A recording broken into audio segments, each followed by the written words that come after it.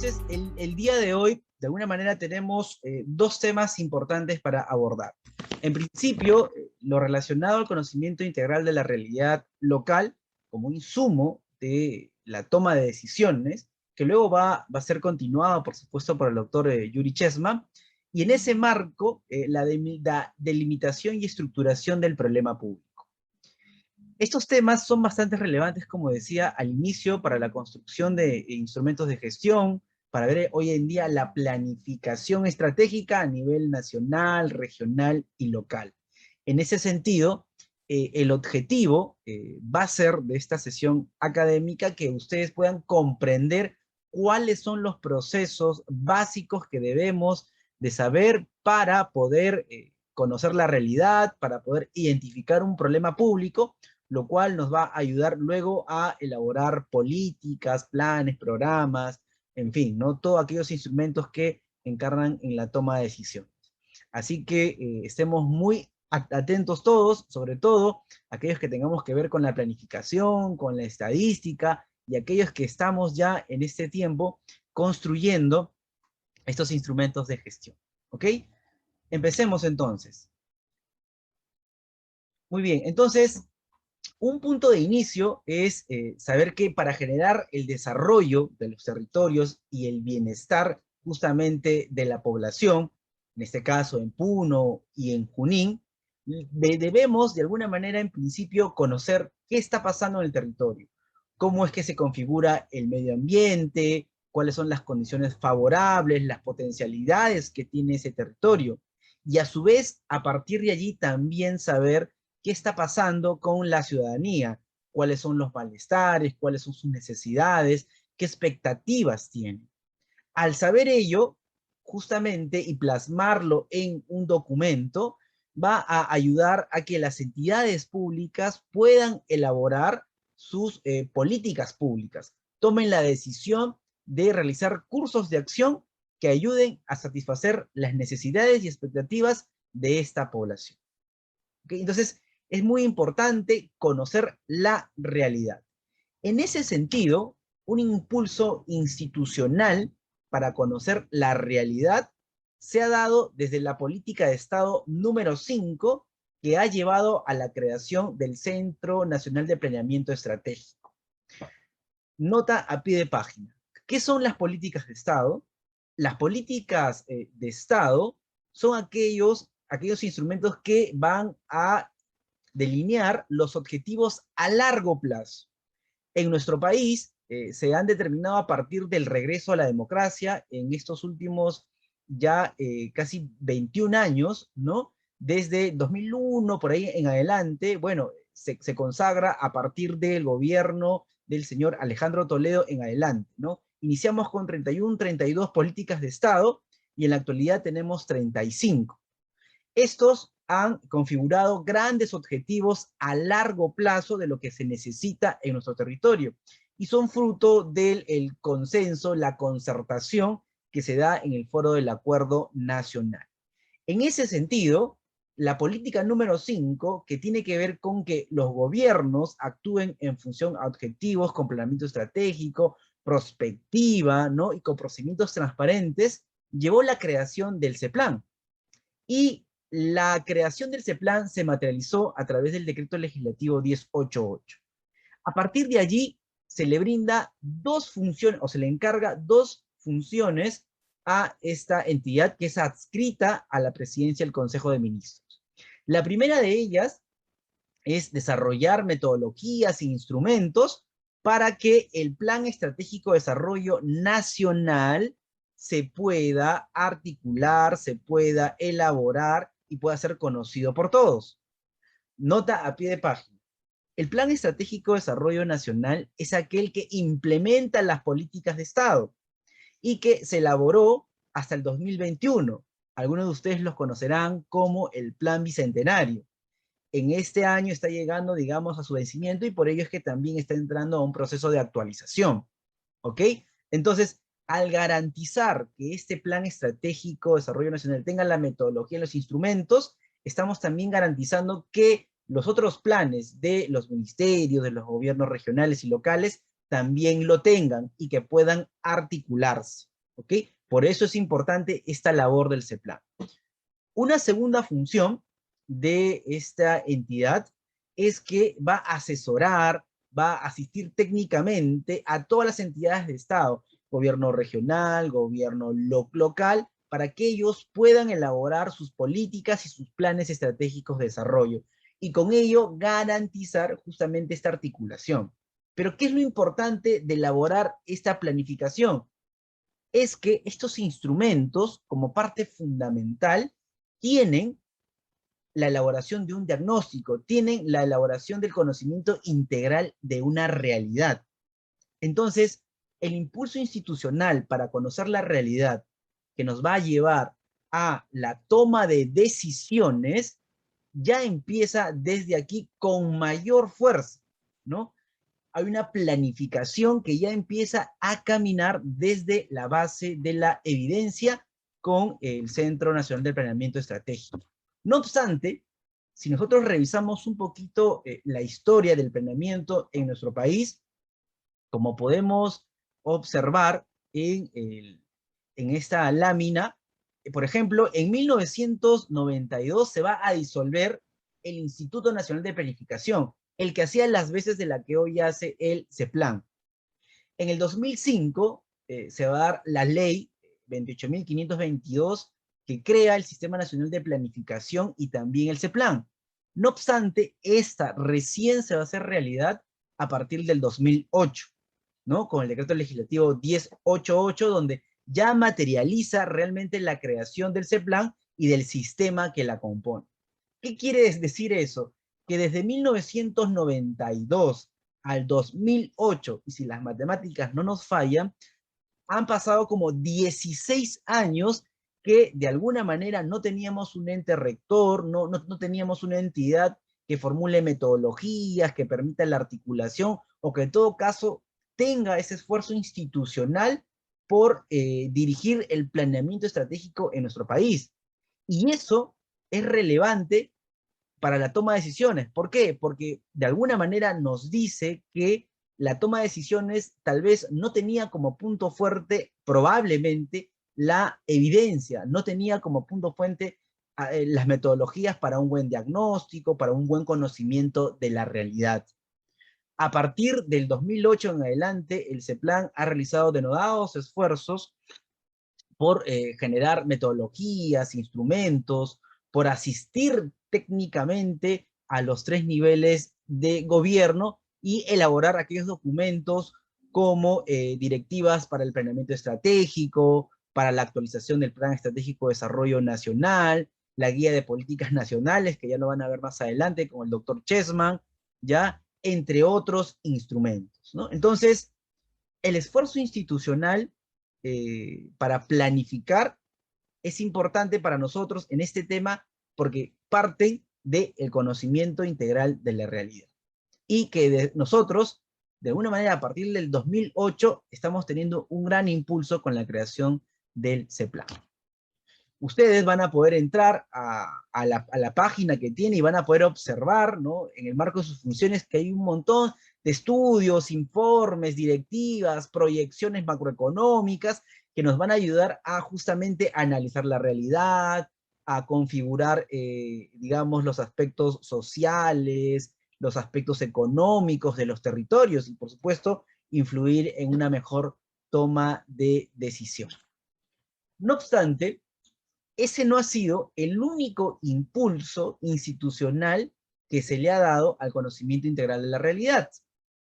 Ya con la política número 34, que pertenecen a las políticas de Estado, también se promueve que para tomar decisiones, para gestionar el territorio y su ordenamiento, tengamos que conocer, tengamos que investigar todo lo que pasa allí.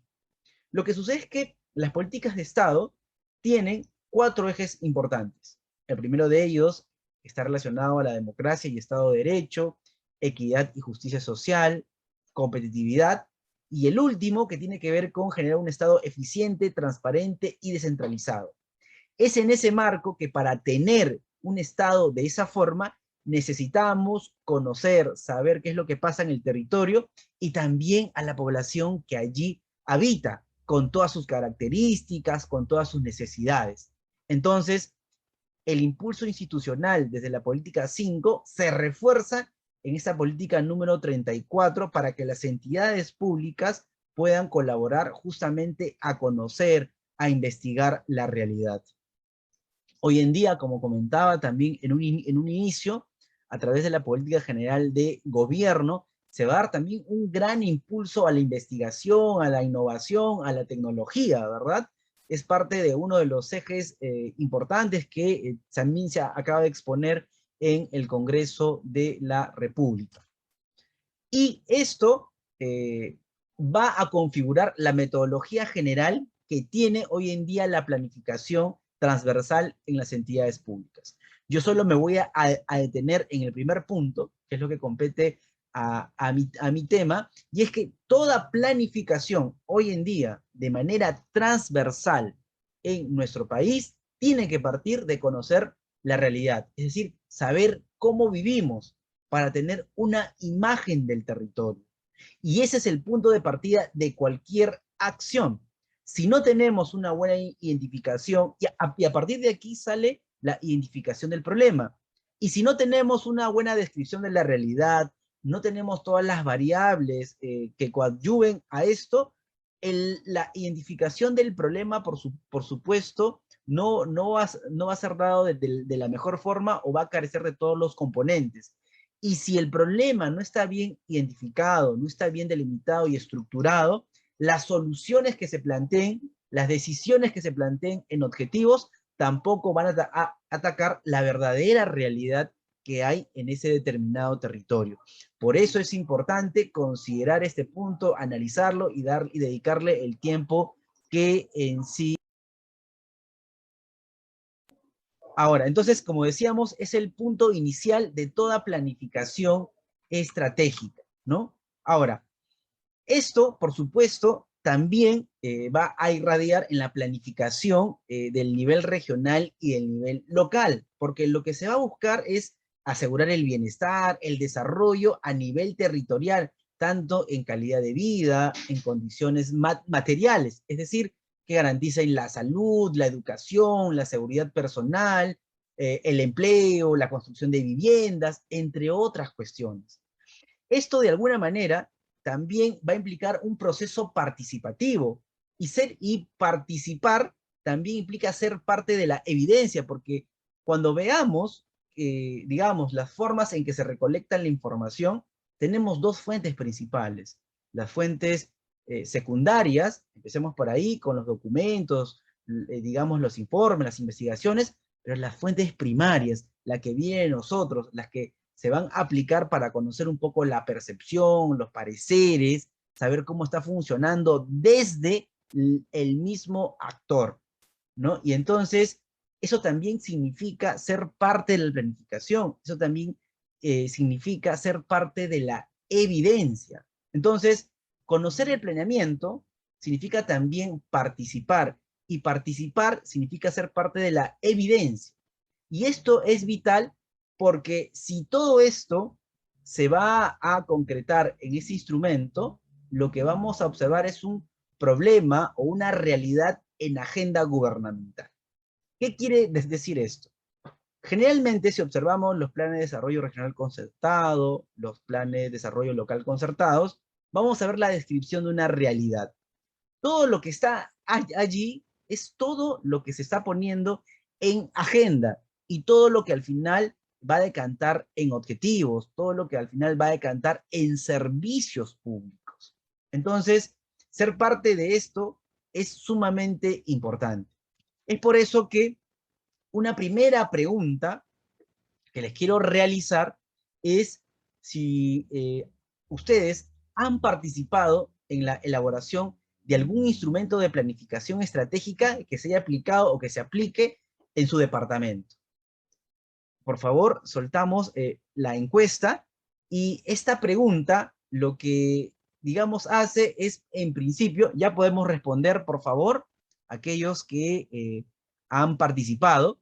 Esta pregunta es relevante porque nos permite saber, en principio, si conocen algún instrumento de planificación estratégica y luego, por supuesto, saber si han participado. Y si han participado, van a conocer un poco la metodología y van a familiarizarle también con la evidencia, con la realidad, porque muchas veces nosotros solamente conocemos cerca del lugar donde estamos, pero no conocemos realmente todo el territorio del departamento al que pertenecemos, ¿no? Entonces, con esta pregunta, de alguna manera, también nos cercioramos un poco de ello. A ver, participamos, bueno, hasta el momento vemos que hay un 83% que no ha participado. A ver, por favor, seguimos participando.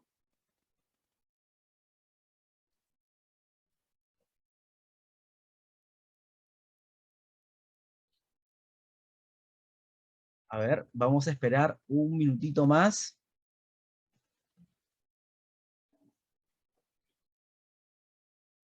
Sí, bueno, hay una tendencia ya de los participantes a concebir que realmente, digamos, no han participado en la elaboración de un instrumento estratégico, ¿no? Y esto también debería preocuparnos, tanto de parte de los ciudadanos, pero también de parte de los gobiernos que promueven justamente la elaboración de estos instrumentos estratégicos. Bien, vamos a cerrar allí la votación, por favor. Finalizamos y los resultados nos van a mostrar que hay un 81% de los participantes de Junín y Puno que no han participado en los instrumentos que se aplican allí en su departamento y un 19% que sí lo ha hecho. Como decía, esto es preocupante porque de alguna manera no estamos familiarizados, probablemente un tanto, con este, este plan que tiene, digamos, la realidad que está en agenda para el gobierno. Y también no estamos familiarizados con la metodología, con la forma participativa. De alguna manera, al 80% que no lo tiene, se les exhorta a que podamos informarnos, a seguir participando de cursos para poder participar, y a las entidades que también puedan, de alguna manera, abrir nuevos espacios o fortalecer los mecanismos de participación.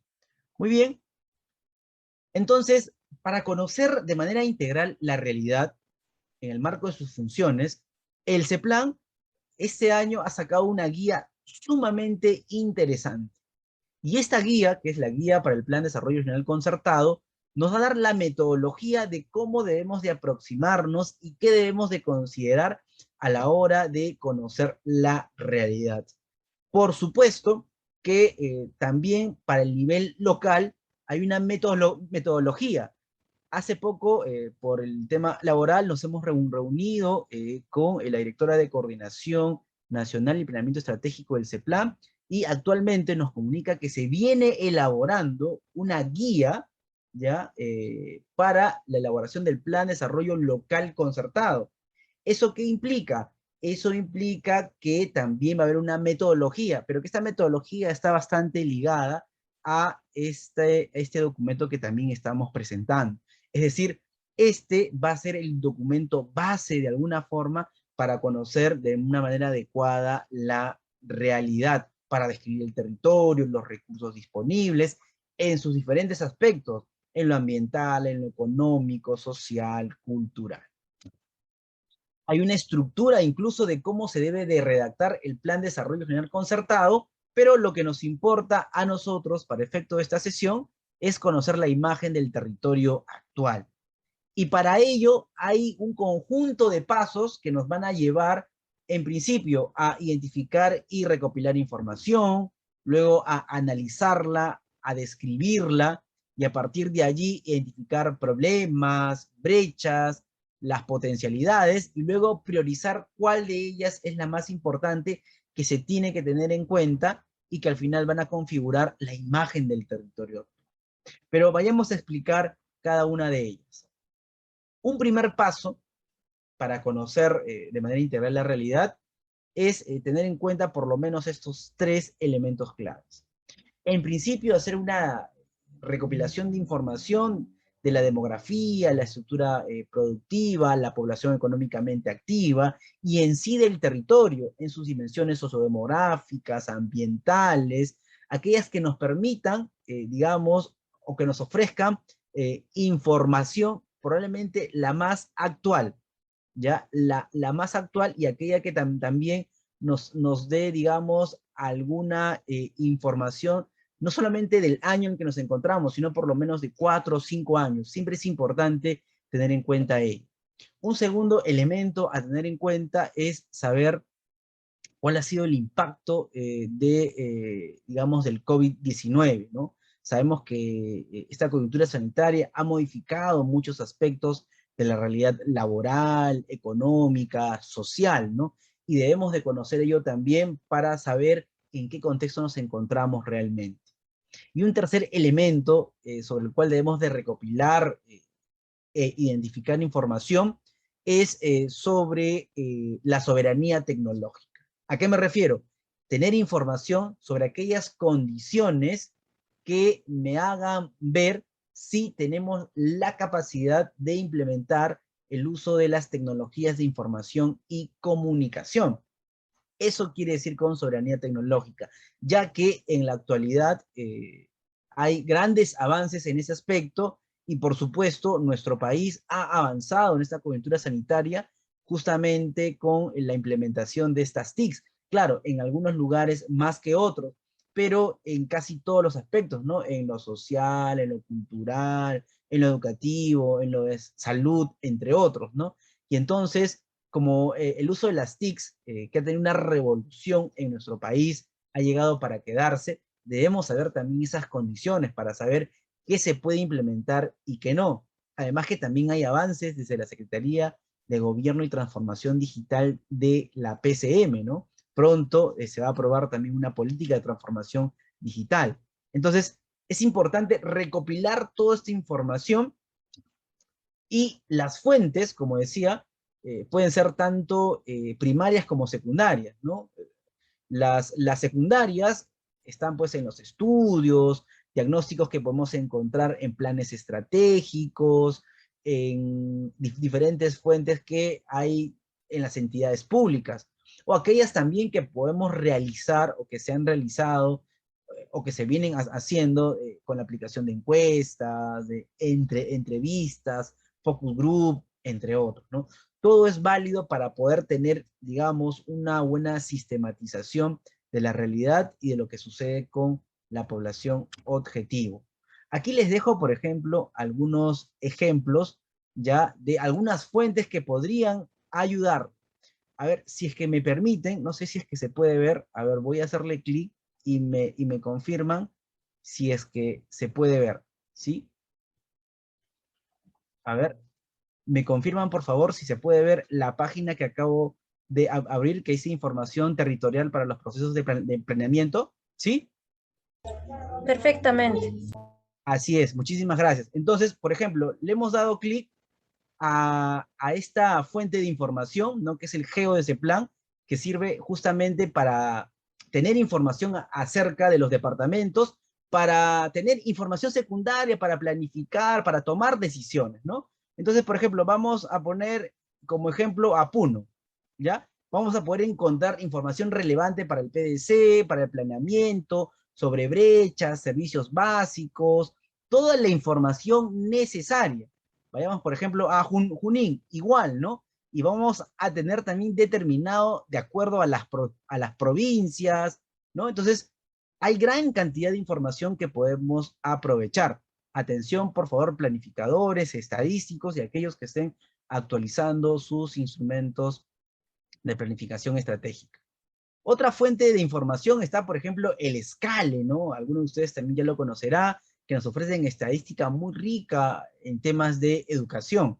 Aquí les voy a dejar la página cuando compartamos el PPT, pero le damos clic, por ejemplo, de muestra y está cargando. Vamos a poder ver, como se observa, que hay indicadores, hay estudios, ¿no? Que vamos a poder utilizar, mapas, archivo de datos, vamos a poder descargar, analizar, correlacionar datos, justamente para tener una buena descripción de la realidad, ¿no? Aquí tenemos otro sistema de información, el más conocido como SIGRID, ¿no? Que es del CENEPRED, que nos ayuda a tener información sobre la gestión de riesgos de desastres. Acá tenemos otro, la Plataforma Nacional de Datos Georreferenciados, ¿no? Una plataforma que ha sido impulsada también desde la Secretaría de Gobierno y Transformación Digital de la PCM. Aquí tenemos otra, que es el Portal Nacional de Datos, sumamente interesante también. Miren, le vamos a dar clic. Y aquí vamos a poder encontrar información muy relevante sobre la gobernabilidad, economía, el COVID, transporte, es decir, gran cantidad de fuente que nos va a ayudar a tomar una buena decisión, a tener un buen insumo, por lo menos un buen insumo. Y una de las páginas que está gustando mucho es aquella del InvierteP, que nos va a ayudar a configurar las brechas que hay en el territorio, ¿no? Por ejemplo, le damos clic y vamos a poder observar, digamos, todos unos componentes que nos van a permitir analizar la realidad territorial desde de las brechas económicas, desde el sector educación, del interior, transporte, en fin, entre otros. Hay un manual que van a poder descargar desde esta página, ¿no? Y donde van a poder observar con mayor detalle cómo es que se utiliza y cómo se puede aprovechar. Por ejemplo, ¿no? Le doy indicadores de brecha, le doy por territorio, y luego voy a poder obtener, por ejemplo, vamos a poner Junín. Seleccionamos alguna provincia de Junín, ya, Jauja, y a continuación nos aparecen todas las brechas en temas de agricultura y riego, ambiental, comercio exterior, en fin, una gran cantidad de data con la cual nos vamos a familiarizar y vamos a usar de la mejor forma. Luego de que, digamos, tengamos toda esa fuente de información y algunas que las he mostrado, el siguiente paso es describir y analizar esa información que ya he compilado. Y esa información puedo sistematizarla, puedo analizarla de acuerdo también a varios enfoques. Hoy en día, la toma de decisión que se materializa en políticas públicas toma como principales enfoques el enfoque de género y el enfoque intercultural. Entonces, de alguna forma, podemos empezar por considerar esos enfoques mínimamente, ¿no? Por supuesto, hay muchos más, algunos dependerán también de la heterogeneidad que nos proporcione el territorio, pero es importante que tengamos una mirada de la realidad desde diferentes enfoques para tener realmente, digamos, esa realidad caracterizada de manera adecuada que nos permita tomar mejores decisiones, ¿no? Y por supuesto, esta caracterización la podemos hacer desde diferentes dimensiones. Una dimensión sociodemográfica, ambiental, de servicios e infraestructura, económica, gestión de riesgos, gobernanza, en fin. Esa información que hemos compilado y que vamos a analizar a través de varios enfoques, hay que ordenarla, ¿no? Hay que ordenarla para, de alguna manera, tener claramente qué está pasando en cada aspecto.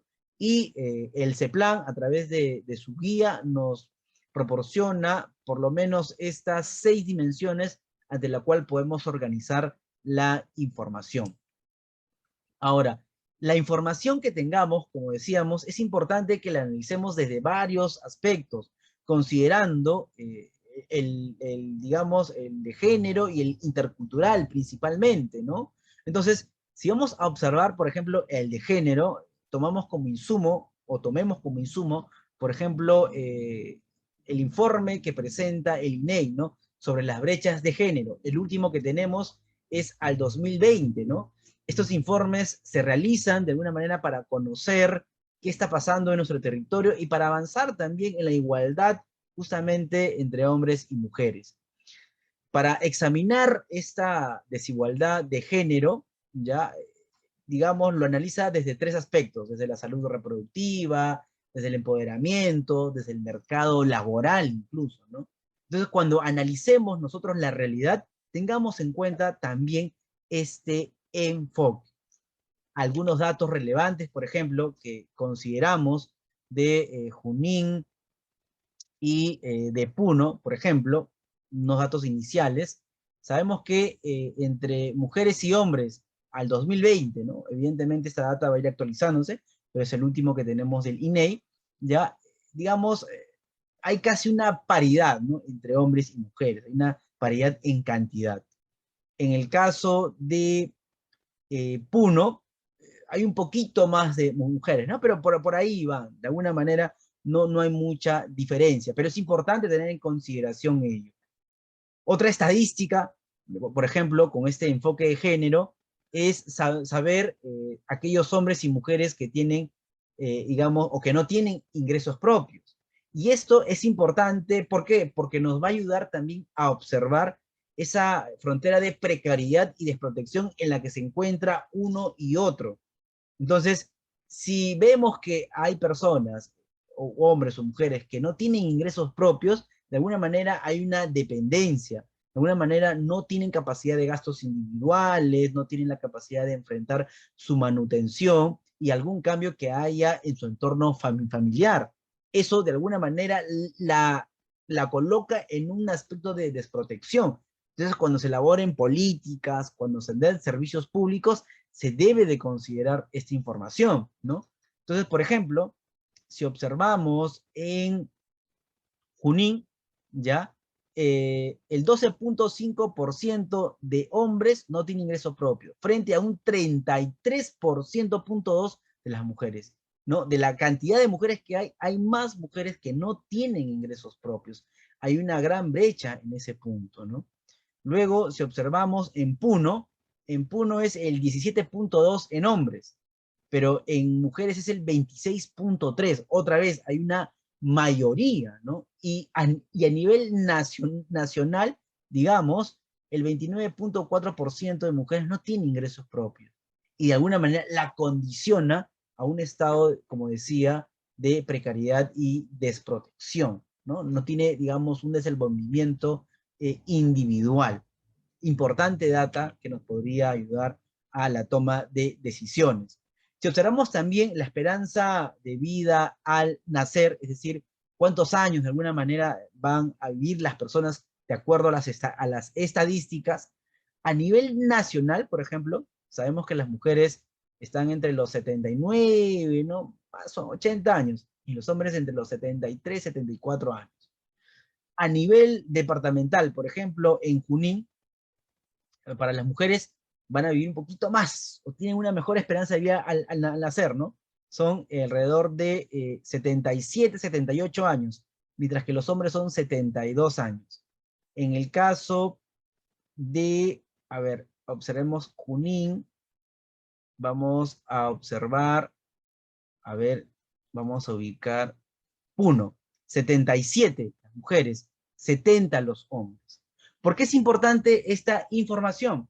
Porque nos va a ayudar a configurar políticas, en este caso, por ejemplo, de salud, de seguridad social, ¿no? El tema de ver cómo al final podemos ayudar justamente a la población, digamos, menos favorecida para que tenga una adecuada salud, un adecuado desenvolvimiento, una calidad de vida, ¿no? Entonces, es importante, ¿ves?, considerar esta información con enfoque de género. Otra información relevante, por ejemplo, aquellos que tienen problemas de salud crónico, ¿ya?, en el país. Y, por ejemplo, vemos que en Puno, ¿ya?, en Puno, las mujeres, el 51.3% frente a un 43% de los hombres, tiene, digamos, más problemas de salud crónica. Hay más mujeres que tienen problemas de salud crónica, ¿no? Entonces, eso es bastante preocupante y, claro, debe tenerse en cuenta a la hora de establecer nuevamente la toma de decisiones. En el caso de Junín, por ejemplo, no es mucha la diferencia con los hombres, pero las mujeres que tienen más problemas de salud crónica son el 39.6%, por ejemplo, ¿no? También en ese punto es un poquito preocupante. Luego también, en el caso de la asistencia escolar, también hay una data que nos muestra que, digamos, en educación primaria, en Junín, ¿no? El 89%, ¿ya?, de niños, de niñas solo asiste, mientras en niños el 90%. Acá no hay mucha brecha, ¿no? Pero de alguna manera esos puntitos nos dan a entender que algo pasa. Entonces, así como hay esa información, esto nos va a servir para saber qué hacer para reforzar en el caso de las mujeres y qué hacer para reforzar en el caso de los hombres. Entonces, y esto se debe materializar en servicios públicos y el conocimiento integral de la realidad debe tomar en cuenta. En ese marco de toda esa información analizada, debemos de identificar los problemas públicos. ¿Y qué son los problemas públicos? El CEPLAN define los problemas públicos como la diferencia entre la situación que tenemos hoy en día, la situación actual, y la situación, digamos, desdeseada, ¿no? Esa situación futura, ¿no? Todo lo que me falta para llegar a esa situación es el problema público. Dicho de otra forma, ¿ya? El problema público son aquellas condiciones que no permiten el desarrollo de la población, que la aquejan y que no resuelve sus expectativas y necesidades, ¿ok? Ahora, en el tema del problema público hay que tener en cuenta que esta no es estática. Esta puede ser multidimensional, ¿no? Por ejemplo, el problema público educativo es un problema público multidimensional, porque para su solución requiere ya de la intervención de varios sectores. Y así los problemas pueden complejizarse cuando no se resuelven. Desde el Estado peruano hay grandes esfuerzos justamente por resolver los problemas públicos que se han llevado a cabo reformas, procesos de modernización, han llevado a la creación de entidades, de metodologías, ¿no? Pero para darle vida a todo ello, siempre debemos tener en cuenta como insumo clave de identificación del problema, una buena descripción del territorio, una buena descripción de las características de la población. Por otro lado, los problemas públicos tienen que, digamos, identificarse de acuerdo al territorio, de acuerdo a un tiempo, de acuerdo a los efectos que generan. En ese sentido, hay que entender que hay una delimitación y esa delimitación tiene que hacerse considerando varios aspectos que le pasan a la ciudadanía, ¿no? Entonces, si el problema es la diferencia entre la situación actual y la situación futura deseable, para que ésta pueda configurarse como tal, tienen que pasar por lo menos tres cuestiones importantes. Una de ellas, tiene que existir evidencias y carencias de esas personas de ese entorno. Luego, esas personas, de alguna manera, también tienen que calificar esa situación como tal, como indeseable, como un problema. Y luego, para que sea sujeto pasible de intervención pública, es que de alguna manera requiera de la intervención de alguna entidad.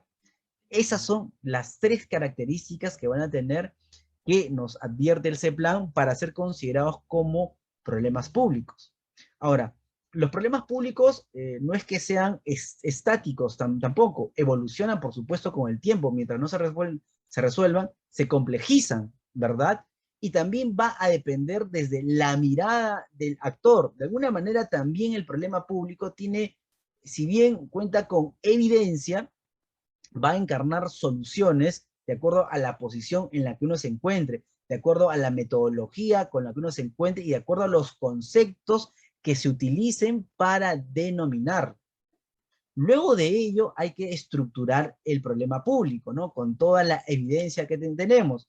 Y hay diferentes metodologías para estructurarla, es decir, para representarla gráficamente. Tenemos, por ejemplo, la más utilizada, ¿no?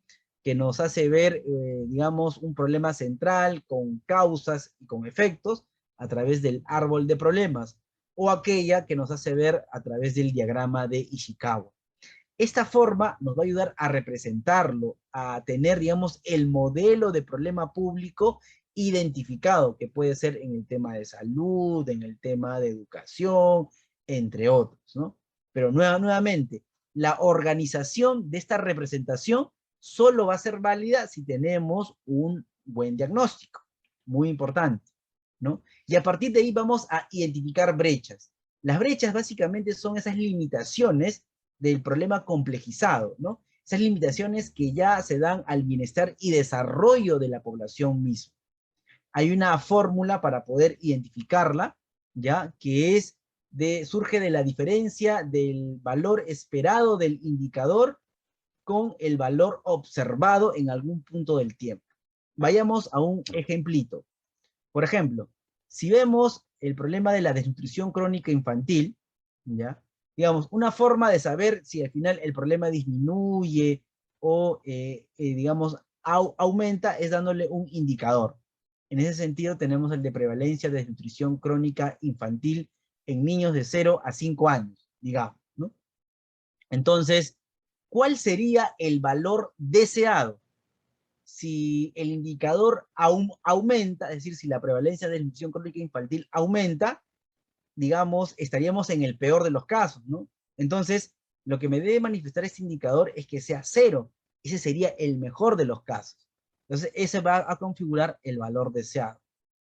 Y, de acuerdo a este ejemplito que estamos poniendo, el valor observado para el 2017 era el 38% de ese indicador.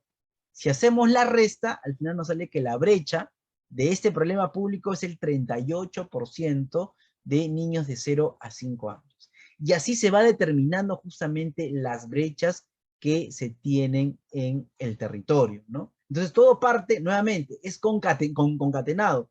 Identificación del problema, o antes incluso, ¿no? La descripción del territorio, luego viene la identificación del problema, su estructuración, ¿no? Los indicadores que se le pone al problema público y a partir de ahí identificar las brechas que se tienen que cerrar en el futuro.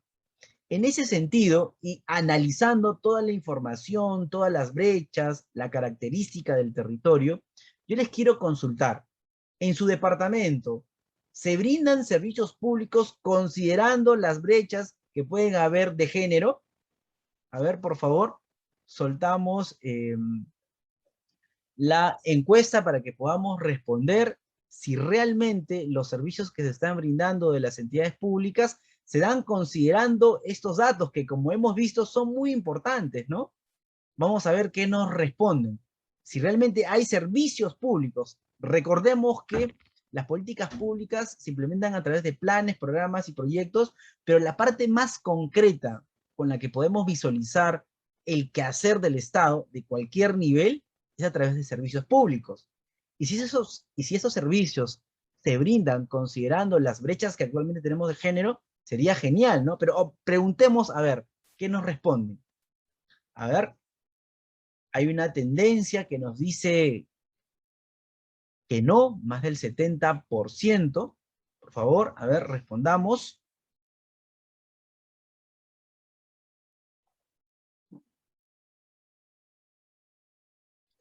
¿Sí? Ok. Sigamos respondiendo. Muy bien. Vamos a cerrar allí entonces. Finalizamos la votación y observamos que hay un 72% entre los participantes de Puno y de Junín que nos dicen que los servicios que se le brinda no toman en cuenta el enfoque de género o las brechas. Y hay un 28% que nos dice que sí, ¿no? Entonces, esto también nuevamente nos invita a poder analizar mejor la realidad, a construir, a proveer servicios públicos considerando estos aspectos para que la población tenga justamente una satisfacción y una resolución de sus problemas públicos, y eso configure valor público en el accionar institucional. Luego de identificar los problemas, las brechas, también se identifican los potenciales, ¿no? Que tiene el territorio, los recursos, las capacidades para justamente cuando ya se formulen los objetivos estratégicos, se consideren esto como activos que impulsen ya la consecución de dichos objetivos, ¿no? Entonces, por ejemplo, hay que ver la disponibilidad de los suelos para cultivos, ¿no? La presencia, por ejemplo, de generación de energía eléctrica, la minería, ¿no? Algunos activos que pueden activar económica, socialmente o desde cualquier tipo al territorio en beneficio de la población. Si observamos algunos planes estratégicos donde encontramos estos diagnósticos, ¿no? Es decir, si observamos estos documentos donde la planificación debería haberse realizado tomando en cuenta la realidad, observamos, por ejemplo, en principio en el Plan de Desarrollo Regional Concertado de Junín, ¿ya? Que todavía presenta una formulación con una metodología anterior. Por supuesto, la guía del CEPLAN ha salido recientemente, ¿no? Entonces, los gobiernos regionales no han tenido la oportunidad de conocer, digamos, en todo su esplendor esta metodología. La metodología que utilizan, que han venido utilizando desde ese tiempo, básicamente lo que hace es un análisis prospectivo y luego un análisis estratégico. Pero aquí le falta un poco un análisis territorial, ¿no? Aunque sí se consideran ciertas variables que tienen que ver con el territorio, digamos, se necesita de un paso anterior, ¿no? Entonces, atención los servidores, los funcionarios, debemos de actualizar probablemente este documento, ¿no? Con un análisis, digamos, de la realidad. Hay documentos que nos podrían ayudar a eso, ¿no? Aquí tenemos un documento, por ejemplo, de información que es al 18 de marzo del 2021, ¿no? Donde nos habla sobre la caracterización del territorio y el análisis de la situación actual, sumamente importante. Tenemos otra información, otro informe de Junín, nuevamente, que nos ayuda a saber sobre el desarrollo futuro del territorio, otra vez elaborado por CEPLAN. Es un importante insumo que yo recomiendo que puedan leer, observar para establecer también la toma de decisiones con prospectiva. ¿Ya? Entonces, también observar, pues, los mapas de ambiente, ¿no? ¿Se acuerdan ustedes que le presentaba una página del CEPLAN donde podrían analizar información para su planificación? Ok, de allí he sacado estos mapas y nos hacen ver justamente cuáles son los lugares, por ejemplo, con área natural protegida. Miren, aquí lo que está de verde son las áreas naturales protegidas, ¿no? Y así vamos a poder tener una visión panorámica del territorio, ¿no? El mapa también de conectividad, hoy en día que está de moda, digamos, el tema de la implementación del uso de las tecnologías de información y de comunicación. ¿Ok? Genial. Seguimos. Observamos el Plan de Desarrollo Regional Concertado de Puno y también tiene la misma realidad que el otro plan, ¿no? Todavía no ha sido elaborado con la metodología que actualmente tiene el CEPLAN, pero digamos, como este año tienen que actualizar su plan, entonces podrían considerar esos instrumentos, esa metodología que tiene esa guía. Y otra vez, un insumo importante es aquí este informe que presentó el CEPLAN, que tiene, digamos, una rica data sobre el territorio, ¿no? Las caracterizaciones en el tema social, económica, infraestructura, servicios, entre otros, ¿no? También está este informe sobre el desarrollo futuro del territorio, ¿no? Que nos ayuda a hacer también prospectiva. Además que si conocemos la realidad y sabemos de alguna manera la situación futura deseada, que se ha debido de elaborar considerando las expectativas de la población, ya tenemos, digamos, los dos puntos clave, ¿no?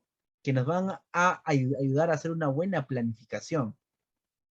Igual, otra vez, el mapa de ambiente que nos ayuda a tener una visión panorámica del territorio.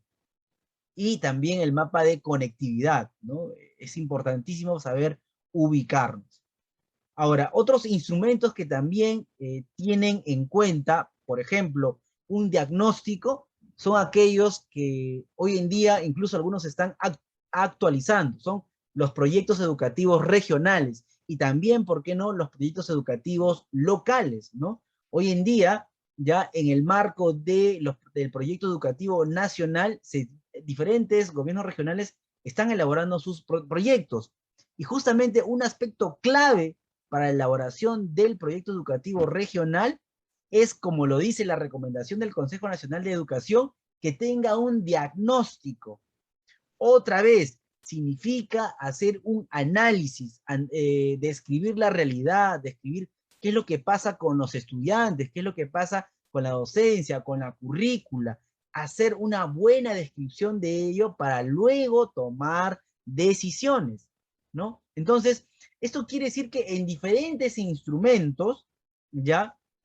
En diferentes instrumentos que podemos encontrar en la planificación de nuestro territorio, siempre la base es saber describirla, saber analizarla, identificar el problema público para elaborar soluciones, para tomar decisiones correctas sobre la base de la evidencia, ¿no? Por ejemplo, aquí tenemos el proyecto educativo nacional, que es todo un documento articulador que dicta las directrices generales para la educación en nuestro país, ¿no?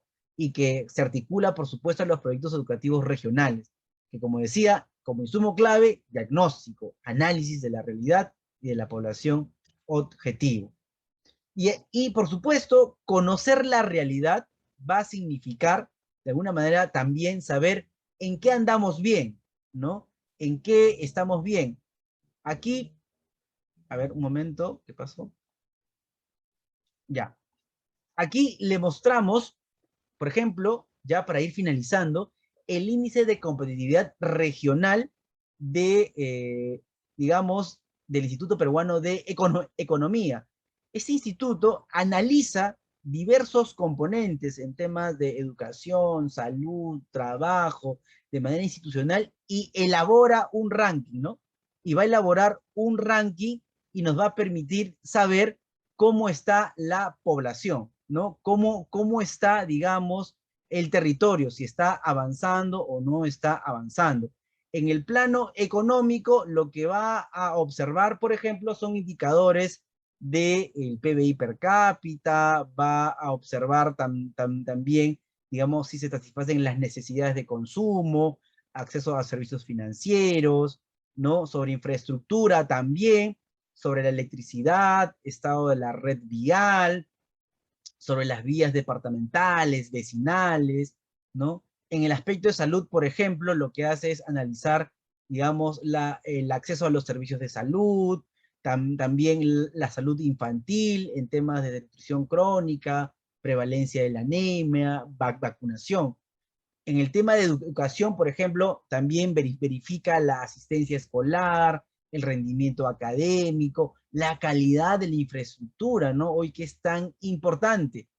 En el aspecto laboral también, si hay un trabajo formal, un trabajo adecuado, o hay un trabajo informal, ¿no? ¿Cómo está el mercado laboral? ¿Cómo está la demanda laboral? Son indicadores importantes. En cuanto a las instituciones, en cuanto a ese componente, verifica la ejecución de la inversión y la percepción que también tienen los habitantes justamente de sus gobernantes. Y en ese marco, elabora un índice, ¿no? Digamos, a qué departamentos, en qué departamentos, digamos, hay un mejor desarrollo, tiene una mejor competitividad. Observamos que para el 2021, y esto se terminó aproximadamente en junio, ¿ya? Lima está en el primer lugar, ¿no? Luego le sigue Moquegua, pero si observamos Junín, Junín está en el puesto 14, por ejemplo, ¿no? Y Puno está en el puesto 23. Eso quiere decir que hay, de alguna manera, cierto trabajo que debemos realizar para poder avanzar. Hay aspectos que probablemente tengamos que rescatar. Entonces, como yo les decía, sea cualquier instrumento que tengamos que elaborar, los proyectos educativos regionales, siempre tenemos que observar la realidad. Nosotros hemos hecho énfasis en el tema ambiental, en el tema de género, pero el principal instrumento en el nivel regional es el Plan de Desarrollo Regional Concertado y en el nivel local, el Plan de Desarrollo Local Concertado. Y para que estos sean, digamos, exitosos o puedan generar buenas decisiones, tenemos que analizar la realidad de la manera adecuada, con las metodologías precisas, caracterizando bien el territorio y tratando de retratar la heterogeneidad que allí hay. Solo de esa forma podemos ser, digamos, también inclusivos. Y también esto son documentos que deben hacerse en el marco de la participación ciudadana. Y eso también nos va a permitir a nosotros ser parte de la evidencia, ¿no?